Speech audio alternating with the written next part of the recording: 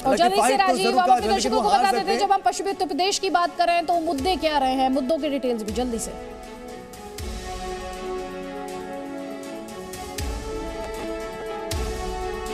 तो मुद्दे हैं गन्ने की कीमत, पश्चिमी यूपी के जो प्रमुख मुद्दे हैं, और पश्चिमी उत्तर प्रदेश में ही ये कहा जा रहा है कि यहां से बहुत कुछ बदल सकता है, खेल हो सकता है। तो गन्ने की कीमत एक मसला है, बेरोजगारी बड़ा मसला है। पश्चिमी उत्तर प्रदेश के जो मुद्दे हैं ये आपके सामने हैं। बेरोजगारी बड़ा मसला है, युवाओं को चाहिए नौकरी लेकिन नौकरी मिली नहीं है। अपराध क्राइम एक बड़ा मसला है, जबकि लॉ एंड ऑर्डर सुधरा है ये दावा कर रही है सरकार।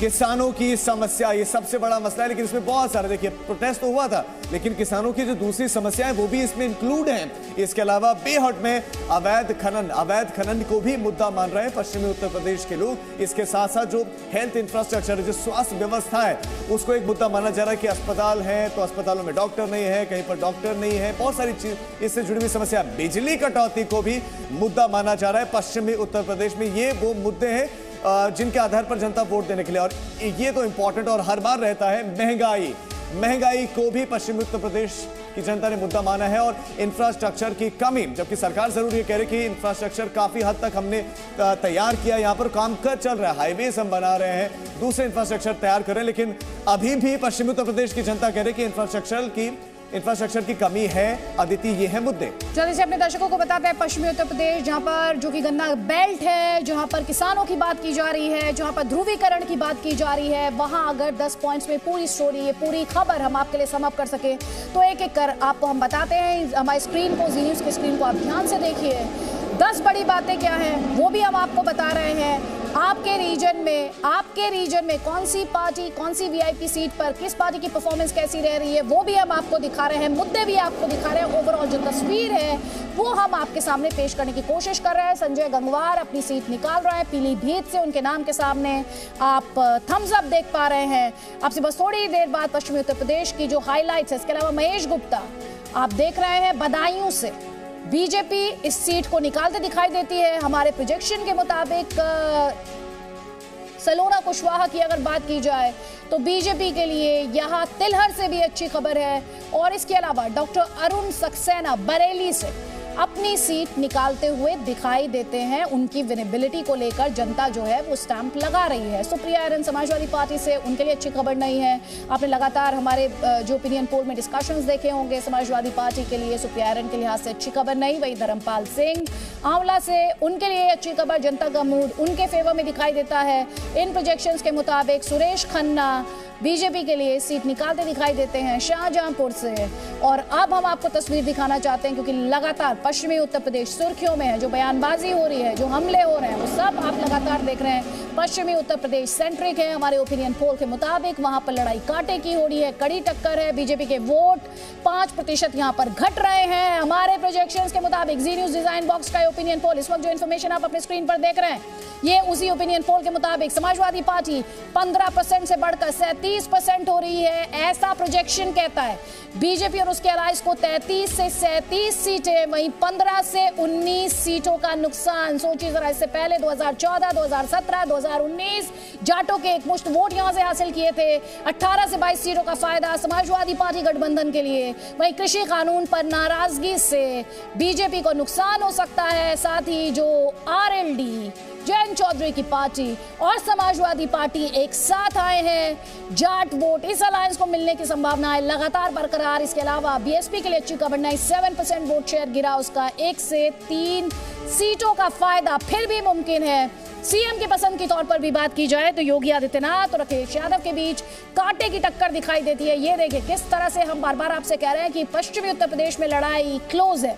43.17% योगी आदित्यनाथ के नाम पर मोहर लगाते हैं, अखिलेश यादव के लिए करीब 41%। इसके अलावा मुद्दे अभी हमने आपको डिटेल में बताए, गन्ना बेल्ट तो गन्ने की कीमत, इसके अलावा महंगाई, बेरोजगारी और अपराध बड़े मुद्दे। ये तो है पश्चिमी उत्तर प्रदेश की 10 बड़ी बातें। राजीव, बिल्कुल, पश्चिमी उत्तर प्रदेश की 10 बड़ी बातें। हम जल्द ही मध्य उत्तर प्रदेश, सेंट्रल यूपी का भी डेटा आपके सामने रखने वाले हैं कि मध्य उत्तर प्रदेश में वीवीआईपी जफर आलम अलीगढ़ सीट, और अलीगढ़ सीट से जफर आलम जीत सकते हैं। ये है प्रोजेक्शन मध्य उत्तर प्रदेश की, ये वीवीआईपी सीट है। इसके अलावा जो दूसरी वीवीआईपी सीट है वो है हाथरस की, और यहाँ पर अंशुला माहौर जीत सकती है, बीजेपी इस सीट को जीत सकती है। इसके अलावा मध्य प्रदेश की एक और जो वीवीआईपी सीट वो है सादाबाद, और रामवीर उपाध्याय बड़ा नाम, ये हार सकते हैं अपनी सीट। सादाबाद सीट लॉस कर सकती है बीजेपी, यह है ओपिनियन जनता का, यह है मध्य उत्तर प्रदेश का डेटा। इसके अलावा चौधरी लक्ष्मी नारायण छाता सीट है विधानसभा की, और बीजेपी यानी कि चौधरी लक्ष्मी नारायण जीत सकते हैं मध्य उत्तर प्रदेश का। यह है डेटा आपके सामने। मध्य यूपी में वीवीआईपी देखिए कंपैरिजन, असीम अरुण हार सकते हैं, लेकिन अनिल कुमार कन्नौज सीट पर जीत सकते हैं। समाजवादी पार्टी नेता अनिल कुमार इस सीट पर जीत सकते हैं। किसकी जीत किसकी हार संभव है वो हम आपको बता रहे हैं।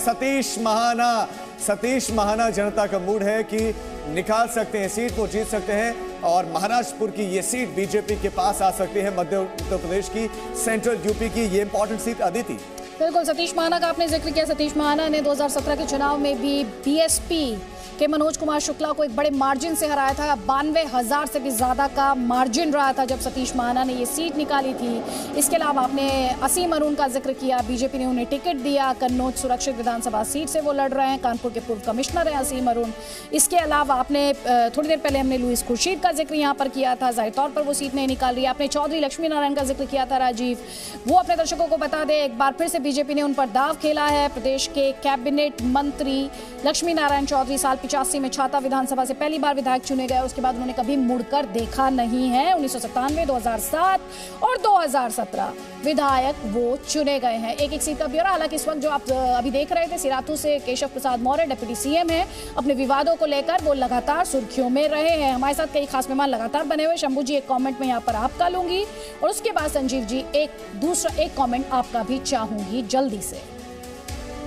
जो प्रोजेक्शन है, ओपिनियन पोल है, वो 17 जनवरी तक, और इस बीच बहुत सारी चीजें बदली हैं।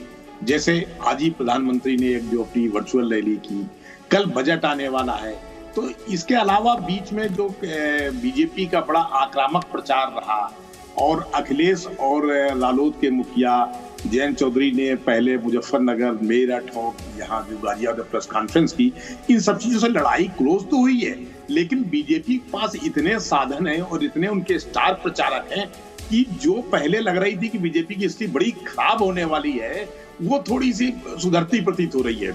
आज की वर्चुअल रैली में जैसे प्रधानमंत्री ने कांग्रेस के गन्ना किसानों के बारे में और किसानों के बारे में जो बयान दिए, कहा है, घोषणाएं की कि भाई गन्ने की कीमत बढ़ेगी, इनको सुविधाएं दी जाएंगी। उसके बाद राकेश टिकैत का जो मैं इंटरव्यू देख रहा था, राकेश टिकैत ने कोई बीजेपी पर हमला नहीं किया, बल्कि ये कह दिया कि उनको छात्रों को मोबाइल देना चाहिए, स्कूली शिक्षा को थोड़ा सस्ता करना। राकेश टिकैत लगातार अपने स्टेटमेंट्स को बदलते रहे। अभी थोड़ी देर पहले कह रहे थे कि अभी ये चलेगा हिंदुत्व, ये तमंचावादी, दंगाई, इस तरह की जो ये वर्ड्स हैं, इनका इस्तेमाल होता रहेगा, ध्रुवीकरण होता रहेगा 15 मार्च तक, और उसके बाद ये चले जाएंगे। राकेश टिकैत के स्टेटमेंट्स में हम एक तरह का फ्लिप फ्लॉप देख रहे हैं, उस पर क्या कहेंगे आप? नहीं, राकेश टिकैत, लेकिन एक उनका किसानों पर असर तो है ही, ऐसा उनको खारिज ही कर सकते हैं। राकेश टिकैत कभी लगता है तो शायद बीजेपी के पक्ष में बयान दे रहा है, कभी लगता है कि वो समाजवादी पार्टी गठबंधन के पक्ष में बयान दे रहे हैं, पर वो देखना है कि उनका जो एक तरह रवैया ये है कि दोनों तरफ बने रहो, उसका लाभ भी कहीं ना कहीं रूलिंग पार्टी ज्यादा उठा लेती है, और फिर रूलिंग पार्टी के पास आक्रामक प्रचार होता है, उसके पास लोग होते हैं। अब अखिलेश यादव की दिक्कत ये है कि अकेले पड़ गए हैं। करहल में वो उनकी सीट, करहल जो सीट है वहां पे वो फंस गए हैं। एसपी सिंह बघेल जो है, ऐसा नहीं है, वो भी चूंकि समाजवादी पार्टी रहे हैं, मुलायम सिंह जी के बड़े क्लोज रहे हैं, तो वो उनके लिए इतना आसानी से करहल नहीं निकलने पाएगी, तो वो फंस गए करहल में। और जब वो प्रचार के लिए निकलेंगे नहीं, उनके पास और नेता है नहीं, ज्यादातर लोगों पर या तो उनको भरोसा नहीं है, क्योंकि आप पाएंगे लालौद ने कितनी रैलियां की, या शिवपाल सिंह क्या कहीं गए प्रचार के तौर पे, डोर टू डोर से ही कहीं तो गए, जैसे आज प्रियंका गांधी ने नोएडा में प्रचार किया, लेकिन ना तो शिवपाल कहीं गए, क्या ना या जा रहे हैं, तो और लोग जा नहीं रहे हैं। अकेले अखिलेश यादव फंस गए हैं, तो अकेले होने पर थोड़ी उनकी दिक्कतें तो है। इसके बावजूद इसमें कोई शक नहीं कि वो बड़ी कांटे की टक्कर दे रहे हैं, चाहे वो वेस्टर्न यूपी हो, चाहे ईस्टर्न यूपी हो, चाहे सेंट्रल यूपी हो, चाहे अवध क्षेत्र हो, तो ये उनकी एक खासियत कही जाएगी। लेकिन आपका प्रोजेक्शन जो है वो चूंकि 17 जनवरी तक का है, इस बीच मैंने कहा बहुत कुछ बदल गया। अभी कल बजट आने वाला है, क्या क्या स्थितियां बदल जाएंगी, कुछ कहा नहीं सकता है। हो सकता है कोई ऐसी घोषणाएं हो जाएं बजट में जो लगे कि नहीं, चुनाव आचार संहिता का उल्लंघन नहीं किया जा रहा है, जैसे किसान सम्मान निधि है और बहुत सारी चीजें हैं, लेकिन वो कहीं ना कहीं यूपी के जो करोड़ों वोटर हैं उनको प्रभावित कर रहे हैं जी। तो ऐसी स्थिति में कुछ अभी जो ओपिनियन पोल के मुताबिक कुछ नहीं चला जा सकता, कहा नहीं जा सकता कि नहीं 17 जनवरी तक क्या स्थिति थी और 10 फरवरी को स्थिति क्या हो जाएगी, या आगे स्थितियां क्या होने वाली हैं। 7 चरणों में चुनाव है, 14 को क्या होंगी, 20 को क्या होंगी। तो इस तरह बड़ी अजीब स्थितियां हैं, अभी कुछ भी इसके मुताबिक कह नहीं सकते, बस यही कह सकते हैं कि वेट एंड वॉच जी। राजीव, रोहिलखंड की सीटों को लेकर क्या है मूड? वीवीआईपी सीट्स, बिल्कुल रोहिलखंड की भी हम बात करने वाले हैं, लेकिन ये जो कुछ बड़े चेहरे, जो बड़े नाम है, क्या वो जीत रहे हैं या हार रहे हैं, वो हम आपको लगातार दिखा रहे हैं। अखिलेश प्रताप सिंह पक्ष रखते हैं कांग्रेस पार्टी का, वो हार सकते हैं अपनी सीट को। अमन मणि त्रिपाठी नौतनवा सीट जीत सकते हैं, प्रकाश द्विवेदी बांदा से जीत सकते हैं, लुइस खुर्शीद जो कि फर्रुखाबाद से हैं वो हार सकती हैं अपनी सीट को। लेकिन अब बात करते हैं रोहिलखंड की। सबसे पहले महेश शर्मा का जिक्र करते हैं। महेश शर्मा बदायूं सीट जीत सकते हैं, महेश शर्मा अपनी सीट को निकाल सकते हैं। तो महेश गुप्ता हैं, वो अपनी सीट को निकाल सकते हैं, जीत सकते हैं। रोहिलखंड की VVIP seat doctor Arun Saxena, BJP इस सीट को निकाल सकती है। बरेली से डॉक्टर अरुण सक्सेना जीत सकते हैं। रोहिलखंड की ये वीवीआईपी सीट्स हैं। वीवीआईपी सीट में 2 सीट्स का तो हमने हाल आपको बता दिया। जो नेक्स्ट देखिए, पहले तो कंपैरिजन देखिए। बरेली कैट सीट, यहाँ पर संजीव अग्रवाल बीजेपी से जीत सकते हैं, जबकि सुप्रिया एरन जो कि समाजवादी पार्टी से हैं वो हार सकती हैं। यानी कि ये सीट भी बीजेपी के पास जा सकती है, यानी कि ये वीवीआईपी सीट है, बीजेपी इसमें निकाल सकती है। और धर्मपाल सिंह बड़ा चेहरा, धर्मपाल सिंह आमला सीट, और आमला सीट धर्मपाल सिंह निकाल सकते हैं। बीजेपी इस सीट को जीत सकती है, यही है जनता का वोट प्रोजेक्शन। रोहिलखंड की ये वीवीआईपी सीट्स हैं। इसके अलावा जो Suresh Khanna cabinet minister senior leader हैं, शाहजहांपुर सीट है और वो अपनी सीट को इजीली निकाल सकते हैं। ये है वीवीआईपी सीट पर प्रोजेक्शन। इसके अलावा संजय गंगवार वो अपनी सीट निकाल सकते हैं, जबकि इसी सीट पर शैलेंद्र गंगवार हार सकते हैं। शैलेंद्र गंगवार समाजवादी पार्टी से, जबकि संजय गंगवार बीजेपी से, तो संजय गंगवार जीत सकते हैं रोहिलखंड की इस हॉट, इस इंपॉर्टेंट सीट को। इसके अलावा सलोना कुशवाहा तिलहर की सीट, इस सीट पर भी बीजेपी की जीत हो सकती है। रोशन लाल वर्मा यानी कि ये भी वीवीआईपी हैं, ये भी अपनी सीट हार सकते हैं, समाजवादी पार्टी सीट को हार सकती है। तो करहल से लेकर गोरखपुर शहर से लेकर सिराथू से लेकर हम आपको लगातार एक सीट का, जो वीवीआईपी सीट है उन सीट का हाल बता रहे हैं। नोएडा से पंकज सिंह जीत सकते हैं। आजम खान भले ही भीतर है जेल में, लेकिन आजम खान सीट निकाल सकते हैं अपनी। तो श्रीकांत शर्मा भी जीत सकते हैं। तो मध्य उत्तर प्रदेश, पश्चिमी उत्तर प्रदेश, रोहिलखंड हम एक एक करके बता रहे हैं। महेश गुप्ता बीजेपी से, और महेश गुप्ता रोहिलखंड की इस वीआईपी सीट को निकाल सकते हैं। उम्मीद है उनसे कुछ इसी तरह की और निकाल सकते हैं। और अब जल्द से अवध की बात कर लेते हैं। रोहिलखंड के बाद अवध में क्या होगा? वीवीआईपी सीट्स यहाँ पर भी हैं, बड़े बड़े चेहरे यहाँ पर भी है, लेकिन वो चेहरे क्या दिखाएंगे कमाल, क्या जीतेंगे सीट को? सबसे पहले योगेश वर्मा इस सीट को निकाल सकते हैं, और सीट है लखीमपुर की इसकी सीट, अवध की लखीमपुर की सीट को योगेश वर्मा निकाल सकते हैं। उन्हीं के पक्ष में पूरा का पूरा माहौल वहां पर बना हुआ है। तो नितिन अग्रवाल हरदोई की सीट, जनता का मूड क्या है? जी हां, यहां पर हरा निशान है बीजेपी के लिए, बीजेपी सीट को भी जीत सकती है, यानी कि ये वीवीआईपी सीट भी बीजेपी के पास जा सकती है। जबकि राकेश प्रताप सिंह सीट है गौरीगंज, इस सीट को समाजवादी पार्टी निकाल सकती है। तो वीवीआईपी सीट पर कौन जीत रहा है, कौन हारा, हम लगातार आपको बता रहे हैं। अब ये कंपैरिजन बाराबंकी सीट का देखिए, धर्मराज सिंह यादव और दूसरी तरफ अरविंद मौर्य, इस सीट पर बीजेपी हार सकती है। तो धर्मराज सिंह यादव इस वीवीआईपी सीट को जीत सकते हैं, यानी कि साइकिल यहां पर तेज रफ्तार से दौड़ सकती है। ये वीवीआईपी सीट है अवध की। तो वेद प्रकाश गुप्ता और पवन पांडे के बीच में कौन जीत सकता है? वेद प्रकाश गुप्ता जीत सकते हैं। और सीट कौन सी है? अयोध्या सीट है। अदिति, अयोध्या से बीजेपी के विधायक है वेद प्रकाश गुप्ता। अयोध्या बीजेपी का गढ़ रहा है। ब्राह्मण, क्षत्रिय और अन्य पिछड़ा वर्ग इस सीट पर निर्णायक साबित होते हैं। देखिए, हम लगातार जो वीआईपी सीट जिनका ब्यौरा हम आपके सामने रख चुके हैं, वो एक एक कर लगातार आपके स्क्रीन पर दिखा रहे हैं। अदिति सिंह अपनी सीट निकाल रही हैं। थोड़े दिन पहले उन्होंने पाला बदला, कांग्रेस की टॉप लीडरशिप पर कई सवाल उनके द्वारा खड़े किए गए थे। इसके अलावा अब्दुल आजम को आप देख रहे हैं, वो अपनी सीट निकालते दिखाई देते हैं। आजम खान के बेटे हैं संगीत सोम, जिन पर विरोधी ध्रुवीकरण का आरोप लगाते हैं। नाहिद हसन आप जानते ही हैं लगातार सुर्खियों में बने हुए हैं। अजय कुमार लल्लू हैं, कांग्रेस के प्रदेश प्रेसिडेंट हैं, वो अपनी सीट यहां पर निकालते दिखाई देते हैं तमकुही राज में। और अब जल्दी से बात बुंदेलखंड की, वो जगह जहां पर वोट शेयर जो है बीजेपी का बढ़ सकता है, लेकिन राम रतन कुशवाहा सीट है ललितपुर सीट, इस सीट को जीत सकती है। यहां पर प्रोजेक्शन भी है कि 17 से 19 सीटें बीजेपी निकाल सकती है, लेकिन वीवीआईपी सीट पर कौन जीत रहा है, कौन हार रहा है, हम आपको बताने वाला है। देखिए, अब अगला जो नाम है वो है राकेश गोस्वामी का, और सीट है महोबा सीट।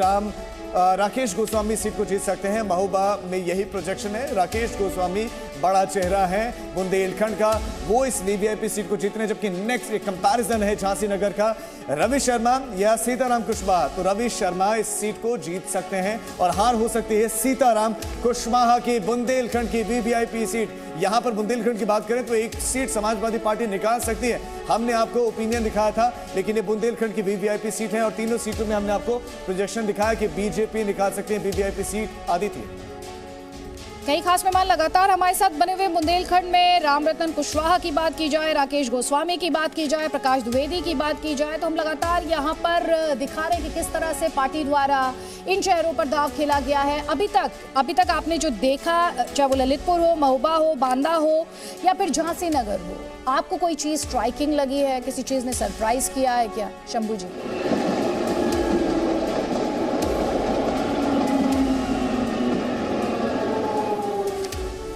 शंभू जी आवाज पहुंच जी, बोलिए सर।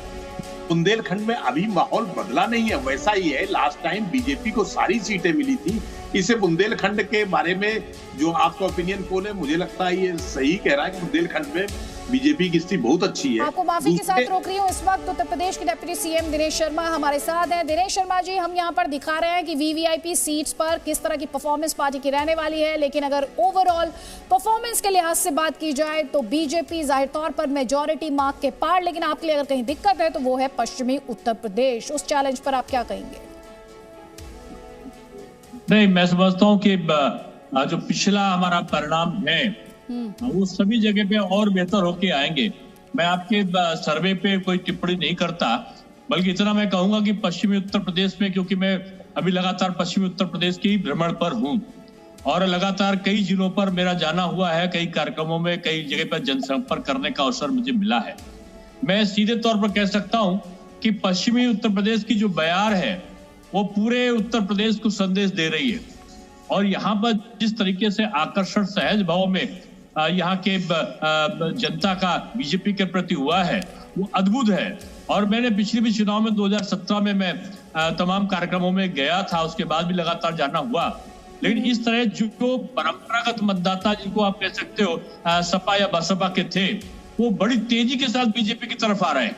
और जिन कार्यक्रमों, मेरे पास 2-3 सवाल है, मैं चाहूंगी अगर आप संक्षेप में हर सवाल का जवाब दे पाए। फिर ये परसेप्शन क्यों बन रहा है कि जो जाट है वो समाजवादी अलायंस के साथ चला गया है, आरएलडी के साथ चला गया है, और अब वो बीजेपी से गुस्सा है, जो कि बीजेपी के लिहाज से अच्छी खबर नहीं, क्योंकि 2014, 2017 और फिर 2019 एक मुश्त जाट ने वोट किया, जाट वोट आपको मिला था। ये परसेप्शन अब क्यों क्रिएट हो रहा है कि वो आपसे छिड़क रहा है? मैं समझता हूँ कि ये जो दुष्प्रचार रहा है पार्टी के प्रति, उसके कारण कहीं इस प्रकार की बातें सामने आई होंगी, लेकिन वास्तविकता जो धरातल पर है वो यही है कि हमें सभी जातियां और सभी क्षेत्र के लोग हमको भारी मात्रा में समर्थन कर रहे हैं। अगर आप जाट का विषय ला रहे हैं तो मैं समझता हूँ कि हमारा परंपरागत मतदाता है, और जिस प्रसन्नता के साथ जो स्वागत हो रहा है हमारे प्रत्याशियों का भी और हमारे जो नेतागण जा रहे हैं, जिस तरीके से सारे परिवारों के, सभी जातियों के परिवारों के लोग निकलकर बाहर और उनको एक तरीके से उनको सकारात्मक अपनी दृष्टि दे रहे हैं, वो बहुत बड़ा उत्साह मुझे पश्चिमी उत्तर प्रदेश में दिखा है। और मैं आपके चैनल पे कह रहा हूँ कि ध्रुवीकरण की कोशिश कर रही है आपकी पार्टी। पश्चिमी उत्तर प्रदेश का भारतीय जनता पार्टी के पक्ष में रहा है, उस परिणाम से लगभग की बराबरी या उससे ज्यादा सीटें हमारी उत्तर प्रदेश में आएंगी। ठीक है, आप दावा कर रहे हैं कि आप ज्यादा सीटें निकालेंगे, लेकिन सर आपकी पार्टी पर यह भी आरोप लग रहा है कि आपकी पार्टी ध्रुवीकरण की कोशिश कर रही है। योगी आदित्यनाथ ने जो स्टेटमेंट दिया, उन्होंने कहा जो गर्मी अभी कैराना और मुजफ्फरनगर में दिखाई दे रही है, ये सब शांत हो जाएगी। मई और जून में शिमला बना देंगे। इस तरह के स्टेटमेंट्स का क्या नहीं, मतलब? देखिए किस संदर्भ में और किस परिप्रेक्ष्य में उन्होंने कहा है, ये तो आप उनसे पूछेंगे तो उसको परिप्रेक्ष्य बताएंगे। लेकिन निश्चित रूप में उत्तर प्रदेश में ध्रुवीकरण किस चीज का है? ये एक तरफ है कि विकास की यात्रा, अविरल यात्रा कौन चला सकता है, और दूसरी तरफ है कि अपराध की खेती को कौन रोक सकता है। और अपराध और उद्योग के बीच में जो ध्रुवीकरण है वो आज पूरे प्रदेश में दिखाई पड़ रहा है। पश्चिमी उत्तर प्रदेश के लोग शांति चाहते हैं, विकास चाहते हैं, किसानों के लिए राहत चाहते हैं। चीनी मिलें हमने चलाई हैं, चीनी का बकाया का भुगतान पिछली सरकार को हमने किया है, गेहूं और धान की खरीद हमने किया है, मुफ्त में राशन का वितरण हमने किया है, गांवों में सारी चीजों की सुविधा, पानी हो, सिंचाई हो, बिजली हो, हमने दिया है। जी जी जी जी, अभी आपकी बात है, ये आपका दावा, इस पर जनता कितना भरोसा करेगी इसके लिए अभी 10 मार्च तक का इंतजार करना पड़ेगा। लेकिन आपने जी न्यूज़ के लिए वक्त निकाला है दिनेश जी, बहुत बहुत शुक्रिया आपके वक्त के लिए, कि इतने व्यस्त कार्यक्रम में से भी आपने वक्त जी न्यूज़ को दिया है। तो ये तो रहा वीवीआईपी सीट्स का हाल जो जी न्यूज़ ने आप तक पहुंचाया। देखिए समय आप उत्तर प्रदेश विधानसभा की तस्वीर आप देख पा रहे हैं। हम आपसे बार बार ये कह रहे हैं कि जी न्यूज़ के स्क्रीन को ध्यान से देखिए। एक तो आपके रीजन की, आपके इलाके की तस्वीर पर कौन सी पार्टी, कौन कैंडिडेट जीत रहा है, ये हम दिखाने की लगातार कोशिश कर रहे हैं। रीजन वाइज तस्वीर भी जी न्यूज़ ने आप तक पहुंचाई है, और साथ ही ओवरऑल यूपी असेंबली हमारे इस ओपिनियन पोल के मुताबिक कैसी दिखाई दे रही है वो भी आप अपने स्क्रीन पर देख पा रहे हैं। ये जनता का मूड है, बीजेपी सत्ता में कमबैक करती दिखाई देती है, ये एक बड़ी खबर है इस ओपिनियन पोल के लिहाज से। वीआईपी सीट्स का हाल आज हमने आपको बताया, कल होगी मुद्दों पर बात, जनता के दिल के करीब कौन से मुद्दे हैं देखना ना भूले आप। स्पेशल ब्रॉडकास्ट जी न्यूज़ पर। Presenting V News app available on Google Play and App Store. Download it now.